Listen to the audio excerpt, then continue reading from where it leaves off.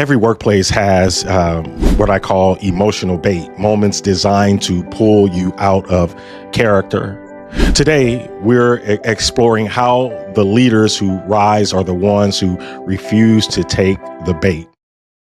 Ready to grow with resilience, clarity, and confidence in leadership, career, and faith? Welcome to The Next Move. I'm Orvin Kimbrough, CEO, author, and founder of The Thriver's Path. I went from foster care to the CEO seat, and here's what I learned. Transformation doesn't start with a title. It starts with your next move. How you reframe your thinking, reclaim your agency, and rename what's possible. If you're done circling and ready to step forward, you're in the right place. Let's make your next move your best move. Welcome back to The Next Move, the podcast where we explore faith, leadership, and personal growth to help you take your next step with purpose and confidence. Folks, I'm your host, Orvin Kimbrough. So grateful you're here. Today's reflection is about a leadership truth we don't name often enough: the power of emotional restraint and how refusing the bait becomes one of the most influential moves a leader can make. This matters because leadership environments are filled with moments that test not your competence, but your composure. Every organization has bait, emotional traps designed to pull you out of your grounded place. You've seen them. The email with a tone, the colleague who knows exactly how to provoke you, the public challenge meant to embarrass you, the passive aggressive comment, the urgent demand that isn't actually urgent. And most leaders, even seasoned, capable leaders, take the bait. They react, they escalate, they internalize, they spiral, they, you get that? They spiral. And in the process, they trade influence for emotional reactivity. But the leaders who rise, especially in complex political or high pressure environments, do something different. They don't take the bait. They stay rooted when the moment tries to pull them into chaos. They've trained their nervous system not to confuse inconvenience with threat.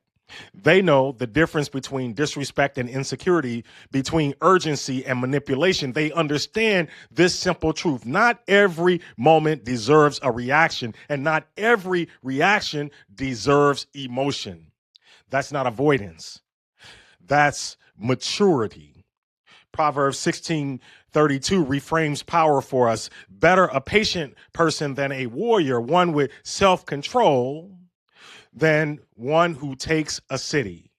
Scripture doesn't glorify domination here. It honors restraint.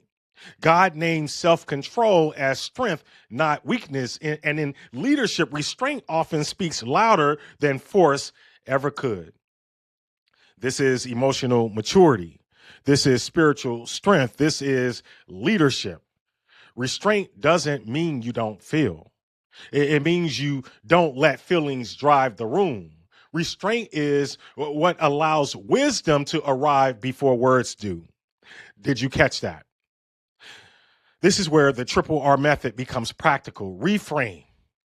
What else could this moment mean? What story am I adding? What possibility might I be missing? Reclaim. What's the leadership move here? What response aligns with my values, not my ego? Rename. How do I transform this moment instead of matching it? How do I elevate the energy rather than echo the dysfunction? That's how restraint becomes influence. Leaders who don't take the bait shift cultures. They lower the temperature. Lower the temperature in rooms. They model emotional discipline that gives others permission to do the same. They gain respect without demanding it. They influence without force. Their presence becomes stabilizing. Their leadership becomes, guess what? Their leadership becomes trustworthy. Here's the reframe I want to leave you with. Here's the reframe I want to leave you with. Here's what I want to leave you with. Don't miss it. Your leadership will not be measured by how you act when everything goes your way. It will be revealed by how you respond when something tries to pull you out of character. Influence grows when restraint grows. Influence grows when restraint grows. Power increases when triggers decrease. And your rise accelerates when you stop taking the bait. If today's reflection resonated and you're committed to leading with grounded presence, emotional discipline, and purpose centered influence, I invite you, folks, I invite you deeper into the Thriver's Path.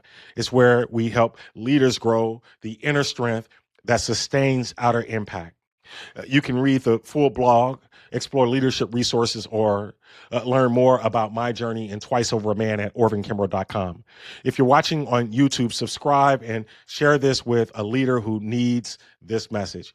And if you're listening, if you are listening on Apple or Spotify, leaving a review supports this mission of emotionally mature leadership.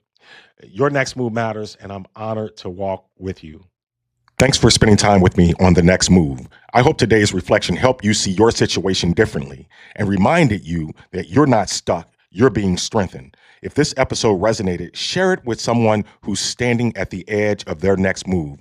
And be sure to subscribe so you don't miss what's ahead. For deeper reflections, tools, and guided pathways for growth, visit orvinkimbrough.com and explore the Thriver's Path.